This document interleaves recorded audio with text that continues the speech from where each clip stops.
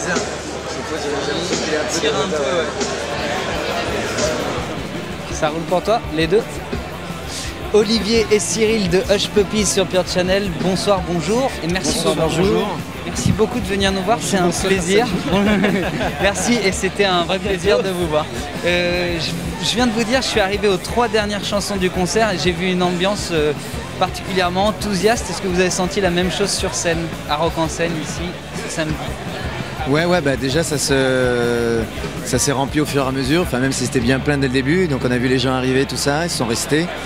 Et de toute façon notre set il est fait de telle façon que ça monte à la fin, donc tu es arrivé au bon moment. Bah justement, on va parler de l'album, le dernier de Bipolar Drift, et puis il y a eu plein d'albums avant, enfin quand même, il faut redire aux gens qui peuvent les acheter légalement.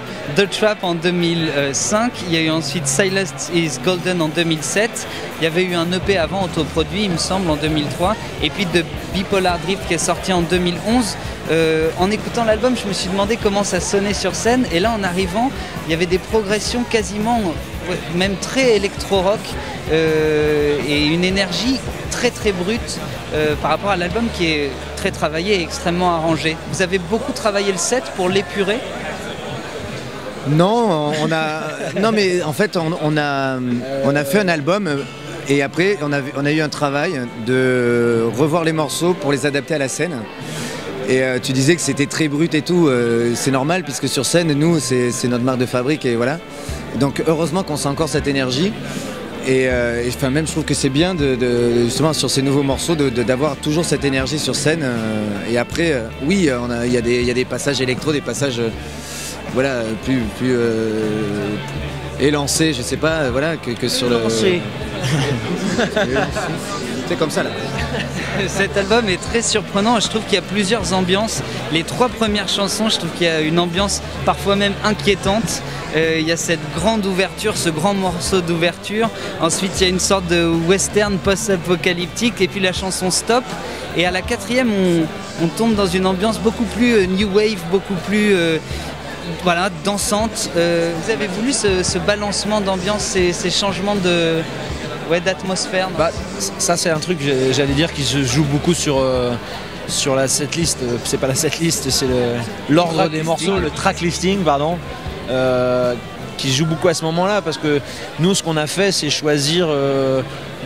Pour une fois, pour cet album-là, on avait beaucoup de morceaux, beaucoup plus que ce qu'on pouvait en mettre sur un album, et donc il fallait choisir. Et je pense que l'atmosphère ou les atmosphères dont tu parles se sont choisies d'elles-mêmes en fonction des morceaux qu'on avait pris à la base. Et que ceux qu'on a enlevés, c'est justement parce que soit il y avait un truc qu'on trouvait pas qui faisait que le morceau marchait pas à 100%, soit il y a un truc qui faisait qu'on sentait que nos meilleurs morceaux, voilà, ça correspondait pas en fait. Justement, est-ce que vous avez eu plus de morceaux, est-ce que vous avez eu plus de temps? Il y a eu un événement un peu triste, la fermeture d'un label qui vous accompagnait en 2009. Est-ce que du coup vous avez modifié votre manière de travailler, d'enregistrer, en prenant plus le temps, en travaillant plus en studio, en essayant des nouvelles formules? Oui, je crois qu'on avait déjà décidé de prendre un petit peu de temps avant même de savoir qu'on ne signerait pas pour le 3e album chez Diamond Tracks, qui était notre label précédent qui a fermé effectivement à ce moment-là.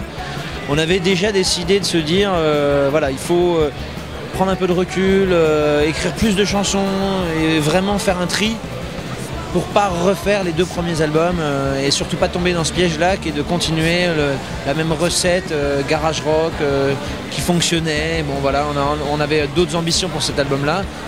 Donc ça a pris un peu de temps. Effectivement, le fait que le label se casse la gueule, ça a pris encore plus de temps. Donc, mais du coup, on avait déjà les morceaux à ce moment-là et on est revenu sur les morceaux en fait.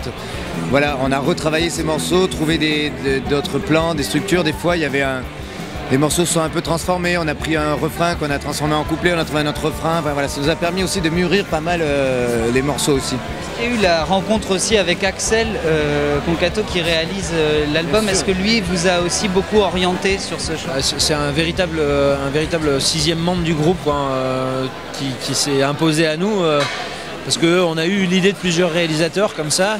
On avait envie, à un moment donné de l'écriture du disque, de lâcher en fait cette composition et de lâcher la production et tout ça pour que quelqu'un nous dise non les garçons, vous voulez aller plus loin, faites comme ça, faites comme ceci. Et justement ça nous a permis comme on écrit tous les 5 constamment que c'est une république avec tous les débats que ça peut induire, forcément le fait d'avoir un dictateur qui se pose au-dessus, qui dit non les garçons là c'est comme ça que c'est mieux, là que c'est comme ça que c'est mieux, ça permet de trancher et de faire des choix qu'on n'aurait peut-être pas fait si on avait utilisé la même méthode que d'habitude. Est-ce que ça vous laisse aussi plus de liberté? Est-ce qu'il y a quand même un vent de folie, un vent de fraîcheur qui parcourt tout l'album dans les arrangements, la puissance des basses, les riffs de guitare, les petits claviers qui se lâchent parfois, des moments très progressifs aussi. Est-ce que c'est cette liberté d'avoir lâché la production qui vous a permis Non, ça on l'avait déjà pas mal intrinsèquement à chaque morceau quoi. Après, Axel, lui, il a transcendé tout ça, il a monté la mayonnaise, mais nous, on voulait justement des grandes plages instrumentales comme Open Season qui commence l'album. On avait même un autre morceau qui était instrumental et tout ça. Et des plages aussi un peu krautrock et tout ça. Et nous, ça, voilà, ça c'était nous. Après, Axel, il a amené le son, le petit, des fois même l'idée de là, on va peut-être faire un peu plus comme ça, rester sur ce plan-là, voilà. Mais c'était déjà chez nous quoi. Les compos étaient déjà là en fait. Il nous a apporté vraiment un lien et des arrangements dans l'univers qu'on avait choisi de travailler. Je me suis demandé en écoutant dans quelle ambiance avait été enregistré l'album et s'il avait été enregistré en été, parce qu'il y a comme une énergie comme ça de... Non, si t'es enregistré en été, il fait chaud, t'as chaud, c'est la canicule et t'es tout pâteau. Mais effectivement c'était en été, mais on avait la clim. C'est ça, donc le vent de fraîcheur.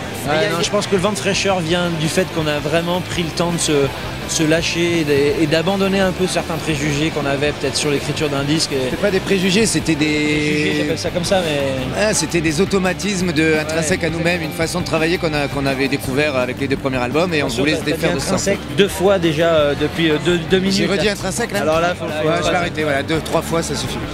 Et ça se sent, allez découvrir cet album, achetez-le. Et puis c'est un album dansant aussi, on a parlé de Every Night I Fight Some Giant, je sais pas, Frozen Battle aussi, il y a des chansons qui groovent énormément. Pour moi il y a Stop qui groove énormément. Il y a une espèce de groove sur le couplet là que j'aime beaucoup.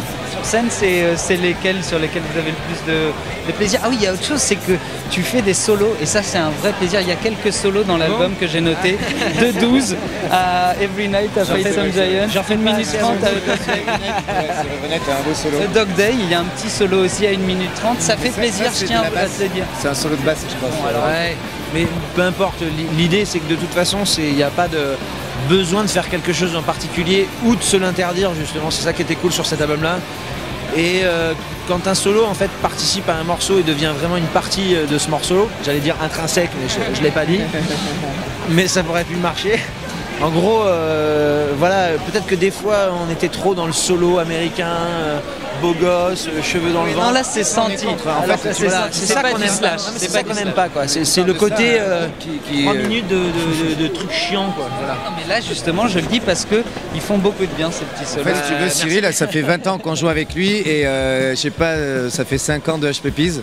Je pense que pendant les 15 premières années, il a ramassé parce qu'on lui interdisait tout solo. Parce qu'on était contre les solos de guitaristes avec tout ce qui va avec.